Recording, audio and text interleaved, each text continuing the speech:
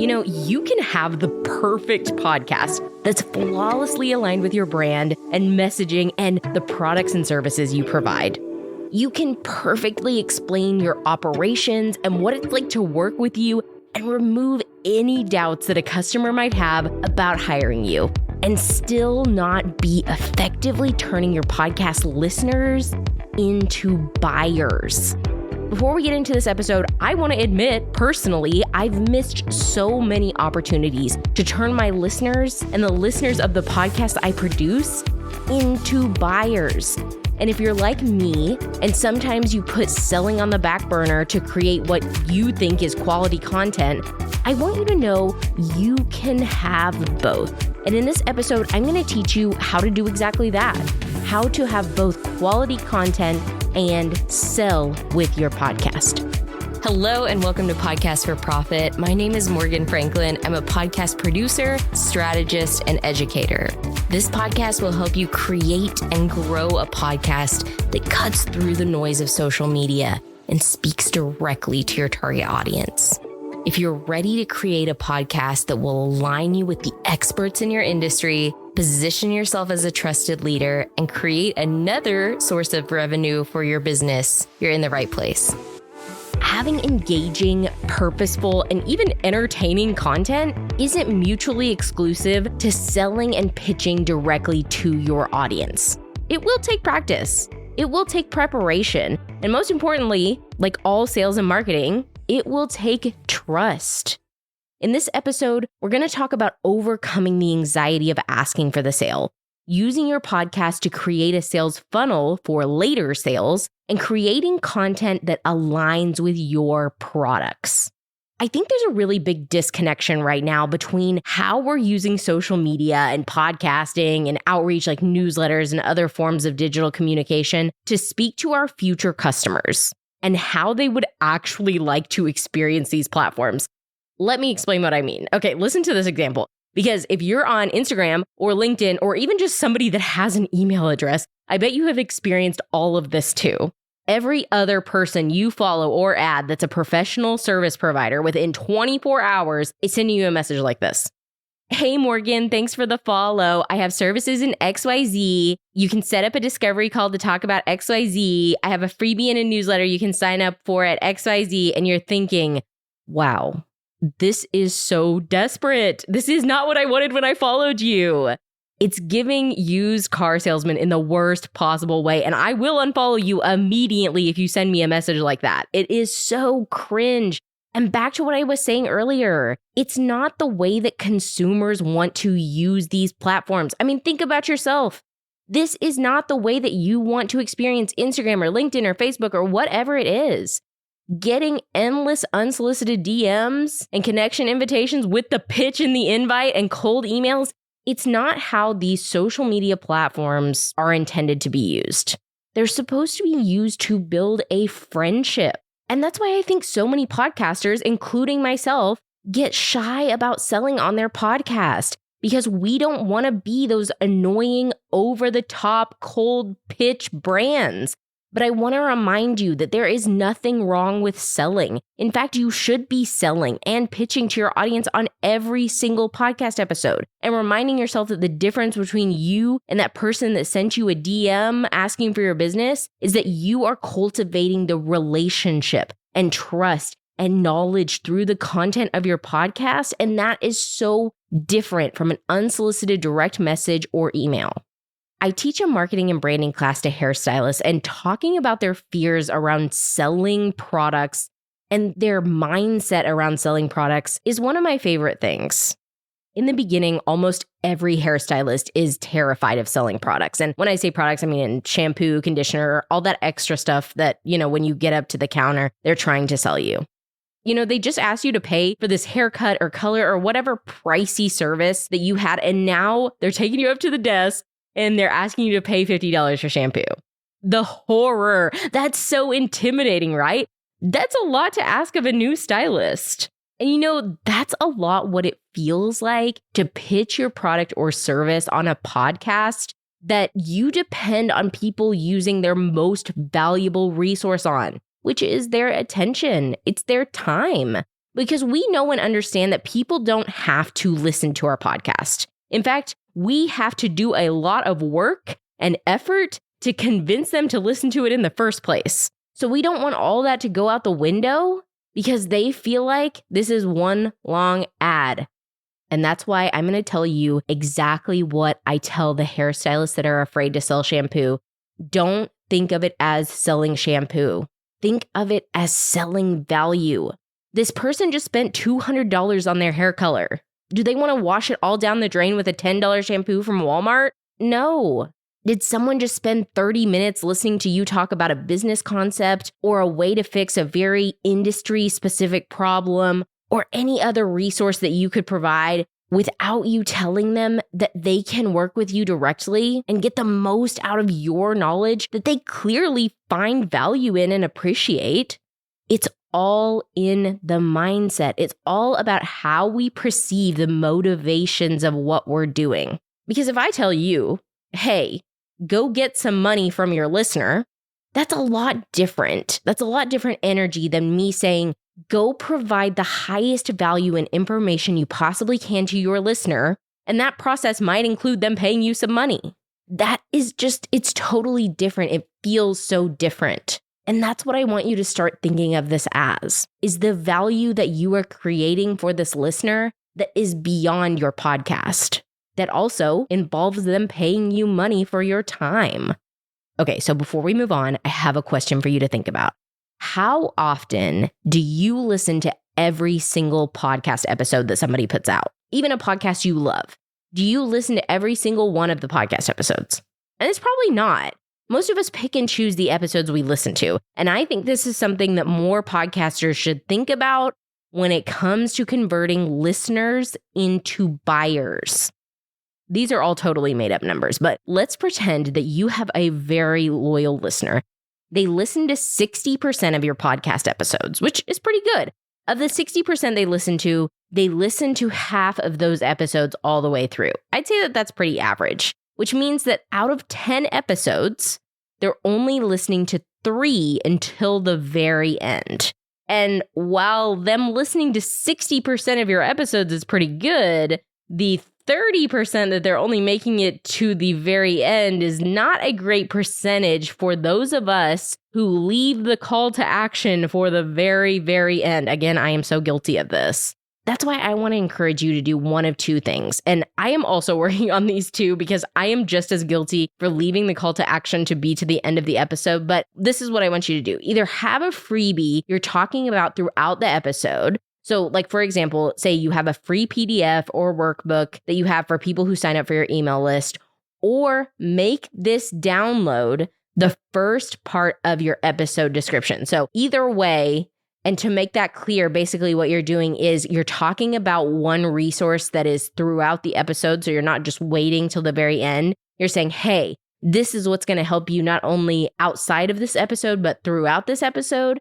And then also starting off your episode description, even if you change it later to say free download XYZ, so that people see that right when they click on your episode.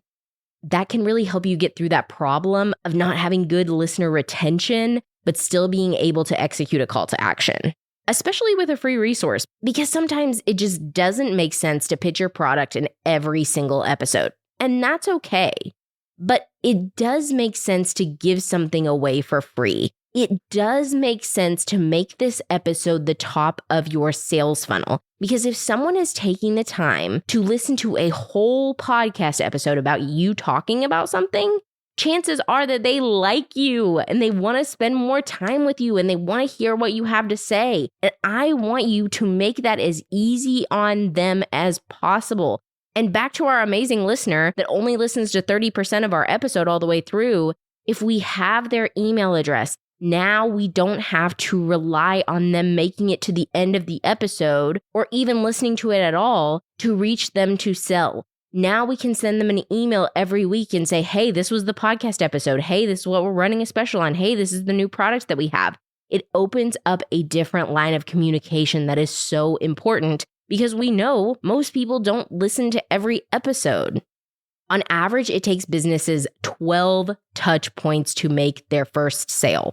That means from the first time someone sees your content and engages with it or listens to your podcast or opens your email, you have to have 12 of those interactions or touch points, as they call them, before a sale is made, typically. That's a lot. And if you can use a podcast to be your touch point number one, and then let's say signing up for an email and receiving a freebie as interaction 2 and 3, you can be well on your way to having a buying customer instead of relying on your podcast episodes as being your only touch points. Again, this is why those people that DM you and that try to pitch you their services are so ridiculous and annoying because they're asking for the sale on touch point 1, and that is insane. That's why it feels so cringe and wrong. All right, so let's talk about creating podcast episodes that are a complement to your products and services. Because for most of us, this is the missing link to making sales on our podcast. We don't want our episodes to be one long commercial for a service that we're trying to sell. And we all know podcasters who do that. But what we do want is to provide complimentary information to the person who would be buying from us. What do they want to hear? For example, with this episode, and spoiler alert, at the end of this episode, I'm going to pitch you my podcast coaching services. I'm pretty sure you saw that coming. But that's what we're talking about. That's what I know you would benefit from if you are listening to this episode. The same goes for freebies and using your podcast episodes for your top of sales funnel. Create your content around what your listener who is buying from you wants to hear. What are their pain points? What are they interested in? What makes them laugh? I think that when we're so caught up in the trying to figure out and solve a problem, we also forget that buyers are just people. And, if you're in the same industry, you probably find the same things funny. So just thinking about, like I was saying earlier, how do people actually want to communicate with digital media? And whether that's social media or podcasts or whatever it might be, how do real, actual human beings want to connect with each other? And I know that this sounds so ridiculously easy, but for most of us, it isn't. We are so caught up in the things that interest us and the problems we're facing at our stage of our business that it's kind of hard to see exactly where our buyer or listener is in this process. So try to take a step back.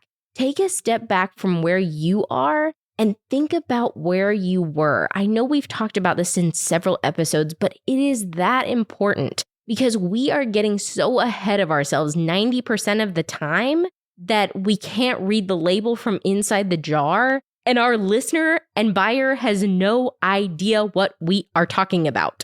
And if you're trying to sell a specific product or service, think about where in your professional journey you would have needed this product or service. And what questions you had then. What interested you? What did you need to know? And what would you have told yourself? For me, it all comes back to value. And I hope that you can resonate with this too. It's just so much easier to sell the value of a product than it is its features. It's so much easier to be passionate about a product when you know that this is really going to help the listener. And I really think that they can pick up on that. People know what you're thinking. And when you're excited and when you're clearly passionate about something, especially on a podcast, people can tell. So the next time you're pitching a product or asking someone to sign up for your email list or whatever you want them to do, I want you to write down 3 ways you know that this product or service or freebie or whatever it is will improve the person who is listening, will improve their life. And you're not going to read these out to the listener. You're just going to read them to yourself and have them for yourself so that you can get excited about this offer. Because again, I think so much of it comes from our subconscious and us believing that either this product is crap or that this product is actually going to help people. Either this freebie is totally junk or you truly, truly believe that this is going to help somebody out when they sign up for this newsletter. Also, smile. I know this is probably something that you've heard 1,000 times before, but people can hear you smiling. If you're smiling and happy subconsciously, people are thinking, wow, if I buy this product, I am also going to be smiling and happy too. Yes, they are buying a product for its purpose and for its feature, but at the end of the day, We buy things because they make our lives easier, because they make us happy, because they provide us with a feeling. And so if you can, from the very beginning, already be proving that this product makes you feel a certain way, you're so much further ahead than all of your competition. And lastly, make sure that you've clearly instructed the buyer on how to buy. So if you're pitching a 1-hour coaching call on your podcast, don't just say, okay, and you can buy coaching calls from me. No, you want to say, I have a 1-hour coaching call available. You can find out more information and schedule your appointment at the link in the episode description, or go to XYZ for more information. Every call to action should have a straightforward objective of what you need to do next and expect. It is not enough for you just to say what the product is. You also need to say, this is how you can get it, and this is what that process of getting it will look like. That is so critical, and I think so many podcasters go wrong with that because they think, oh, well, people are just listening, they're going to come back to the blah, blah, blah. No, you need to state exactly what they need to do and how they can do it. Turning listeners into buyers isn't going to happen by accident.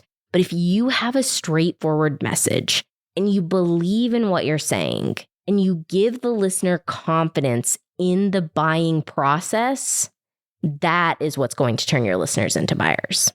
If you have a podcast, you're struggling to turn listeners into buyers, I have a 12-month coaching program where we'll meet 1 hour a month one-on-one to discuss your podcast, selling strategy, and podcast sales funnel. I also have 1-hour consultation options if you're a little bit further along in the process and you just have a few questions or you need some feedback on the way that you're selling with your podcast. The link to find out more about my coaching and to contact me will be in the episode description. If you have any questions, feel free to message me. My email is morgan@morganfranklin.media. That will be in the episode description as well. Remember, focus on value and everything else will fall into place. And as always, I can't wait to listen to your podcast. Hey, thank you so much for joining me on this episode. If you enjoyed the podcast and you'd like to hear more episodes like this one, go ahead and subscribe to the show. New episodes air every Monday morning. And if you found this episode valuable and you want to help other business owners and podcasters, will you leave me a 5-star review? It helps the show rank higher in the charts and brings more entrepreneurs the information they need to start making money on their podcast.